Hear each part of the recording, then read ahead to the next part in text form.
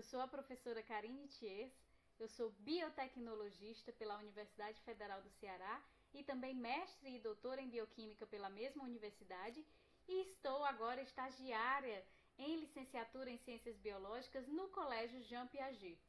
Então hoje nós vamos tratar de um assunto muito legal, que é uma jornada pelos ecossistemas brasileiros. Os ecossistemas brasileiros, eles podem ser divididos, né, como em todo o mundo, em ecossistemas aquáticos e ecossistemas terrestres. Então, nada mais é o que é um ecossistema, né? Um conjunto de comunidades que vão articular os seres vivos e o ambiente de forma equilibrada e autossuficiente, ou seja, envolve o que é biótico, o que tem vida, e também o que é abiótico, certo? Condições físicas do local, temperatura, a luminosidade, vento, certo? Então, tudo isso é o ecossistema e não apenas aquilo que tem vida. Então, dentre os ecossistemas aquáticos, a gente tem o maior grupo de ecossistemas do mundo, que são essenciais para a vida do planeta, uma vez que a água é essencial para a vida em si. Então, nós temos o ecossistema marinho, onde a gente pode caracterizar o oceano, o costão rochoso, que é o que fica ali na borda dos oceanos, o manguezal, que é um ecossistema que tem uma alta concentração salina devido ao contato, né, direto com o mar. E temos também os ecossistemas ducícolas, que vão englobar aí os rios, os lagos, as represas, que têm por característica já possuir uma água doce, enquanto o marinho possui uma água salgada. Então vocês veem aqui nas imagens, né, o sistema marinho, o costão rochoso, um lago, um manguezal, todos esses caracterizam ecossistemas aquáticos. Mas nós também temos os ecossistemas terrestres, que eles vão possuir aí um macroclima característico, um solo, um relevo, uma altitude, uma longitude e uma fotofisionomia específicos. O que é uma fotofisionomia? A característica das plantas, que a gente consegue caracterizar aquele ambiente como um determinado ecossistema, certo? Devido à característica das plantas que estão ali.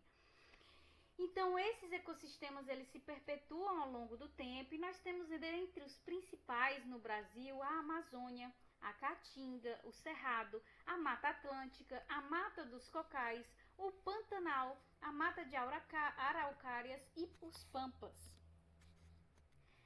Então, dentro desses ecossistemas que eu mencionei, nós temos 6 deles que, segundo o IBGE, são os nossos principais, por isso são caracterizados como os biomas brasileiros, que é onde eles vão aí ocupar uma grande área do nosso território nacional. Então, o primeiro bioma que a gente pode descrever é a majestosa Amazônia, né? A Amazônia é a maior floresta tropical do mundo. Ela tem uma importância global inegável por ela ter a maior bacia hidrográfica do mundo. Então a gente sabe da importância da água para comércio, né? Para a saúde, para a exploração, para a energia, certo? E para o próprio meio ambiente. Também é considerado pulmão da Terra, porque ela vai aí contribuir nessa captação do CO2 que é constantemente liberado na atmosfera, e tem um elevado potencial científico, porque possui a maior biodiversidade do mundo quando a gente considera tanto animais quanto vegetais. Então há muito que se explorar na Amazônia. O desmatamento e as queimadas, infelizmente, causam grandes impactos neste bioma no nosso país.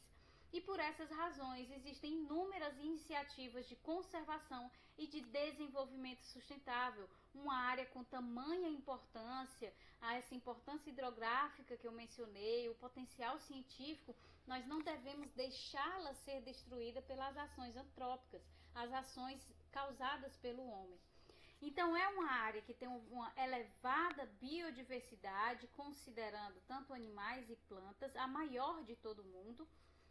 Possui também um elevado potencial hidrográfico por conta dos seus rios. E o grande problema que assola a Amazônia é o desmatamento e também as queimadas. Então é um problema que nós devemos incidir, né? Atuar com uma fiscalização mais eminente, mais proativa em cima dessas ações. Então nós temos algumas espécies que são emblemáticas, características, né, da Amazônia, como a arara azul, o boto cor-de-rosa, a vitória régia, certo? Nós temos também o segundo bioma mais importante, não mais importante, né, o maior do nosso país, que é o Cerrado, que é considerada a savana brasileira, e é a savana mais biodiversa do mundo. Se a gente for considerar com a savana que existe em alguns países africanos, a nossa ela tem muito mais biodiversidade.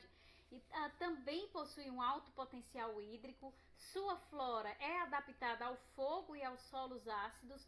Por conta da temperatura que é submetida no cerrado, é comum que aconteçam queimadas naturais, né, por conta do sol mesmo, a incidência solar. Então a vegetação já é adaptada a esse processo de queimada que acontece. E é o segundo maior bioma do Brasil, como eu já mencionei, mas vem perdendo o habitat pela expansão agrícola. Então esse é um dos problemas, né, que a gente precisa contornar, uma vez que é um bioma muito biodiverso, ou seja, ele tem uma riqueza muito grande.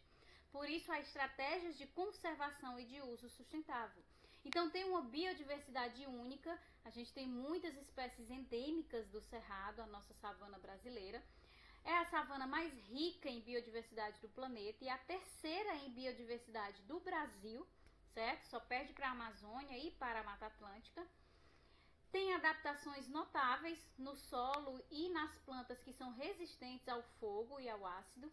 Possui várias fitofisionomias. Por ser o segundo maior bioma do país, ela faz contato com vários outros biomas. Então faz contato com a Amazônia, com a Caatinga, com a Mata Atlântica. Então ela vai ter várias características vegetais diferentes, principalmente nas suas extremidades.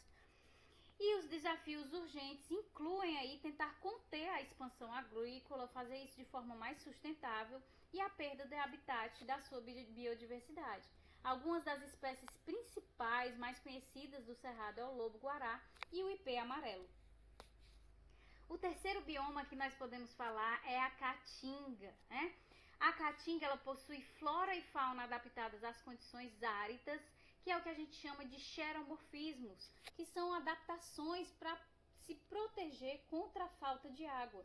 Então o clima ele é desafiador, por isso que se coloca aqui que a caatinga ela é resiliente, porque ela é capaz de suportar condições muito extremas e possui, ao contrário do que se pensa, né, uma elevada biodiversidade e endêmica.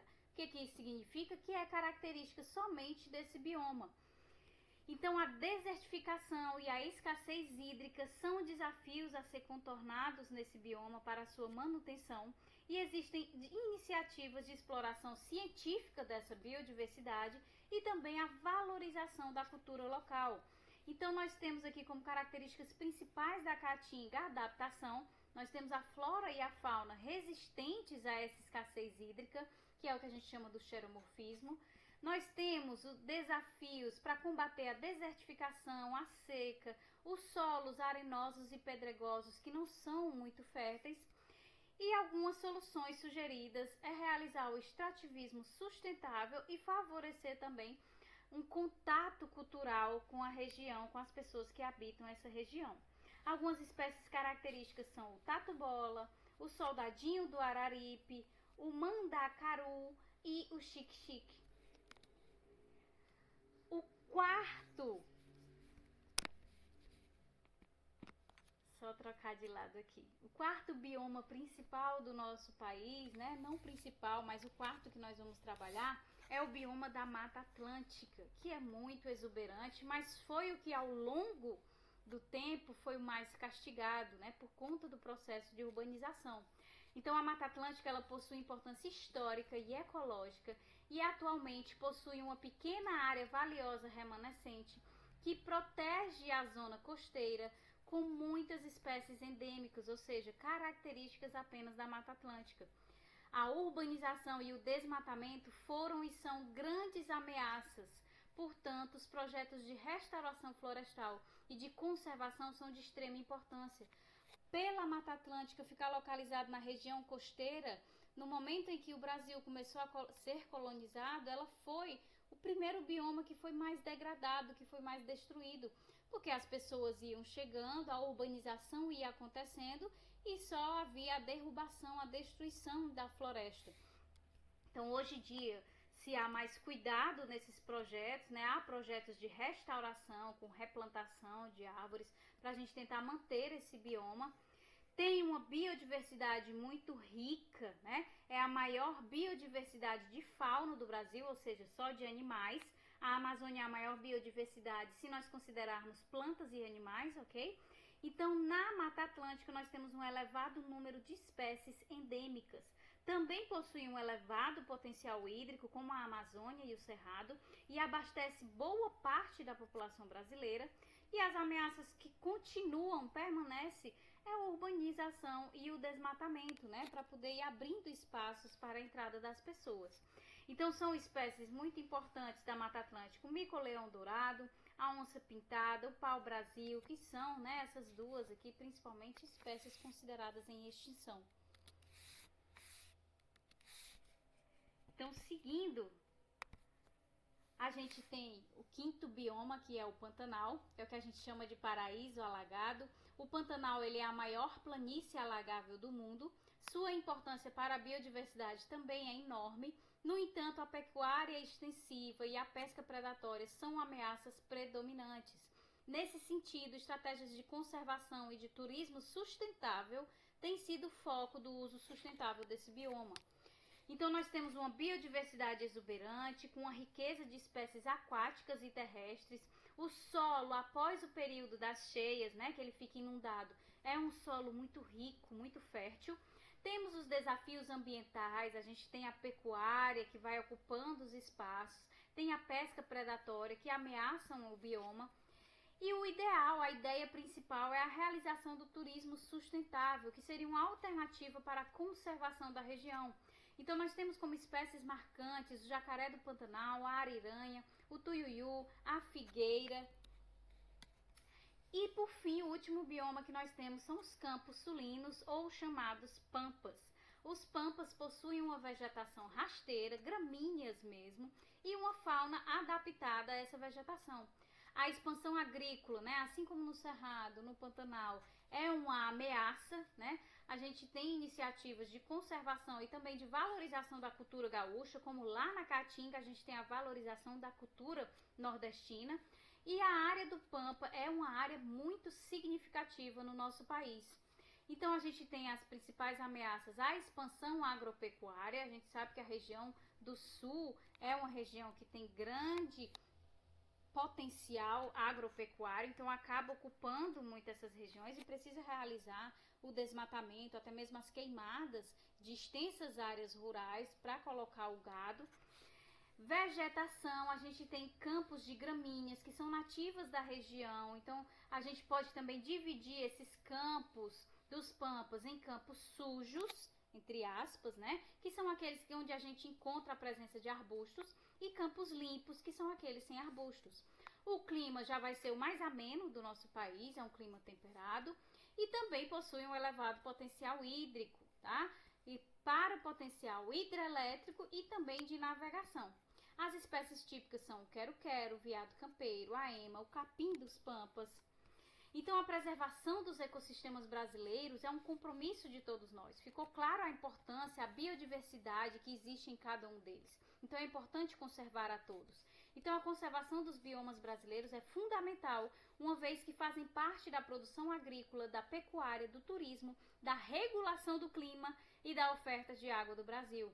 Ou seja, são essenciais à bioeconomia do país. Portanto, é importante incentivar a participação da sociedade, das empresas e do governo na proteção ambiental. Então, a gente tem que ter 100% de engajamento da sociedade. Não é papel apenas do governo realizar a replantação, a proteção do ambiente, certo?